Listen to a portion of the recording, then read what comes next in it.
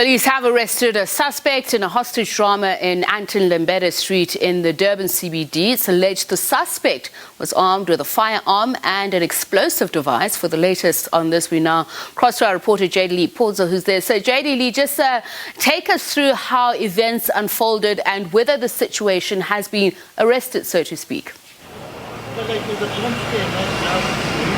Well, a very good evening to you and to viewers. Just after 2:15 this afternoon, police were dispatched to this building. I'm just going to step out of shot and let the camera lady behind the camera, Nomflim Gubane, show you the Salmon Grove Chambers. This is a pension office here in the Durban CBD, where the man apparently walked to the 13th room in this building and demanded his pension fund. He was strapped with explosive devices as well as a firearm.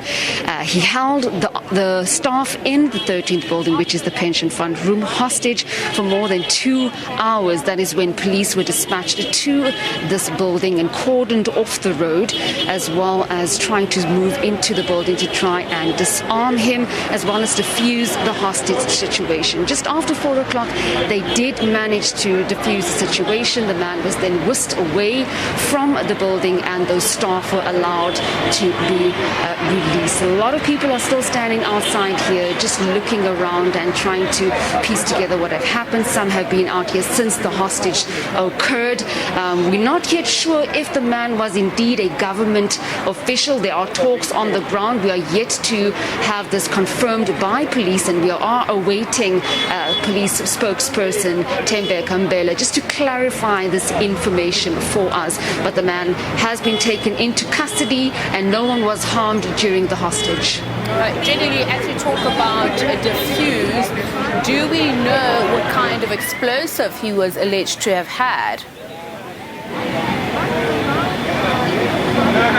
Well, you know, witnesses and bystanders that I spoke to said the man was strapped with an explosive device around his chest and walked into the building with a firearm.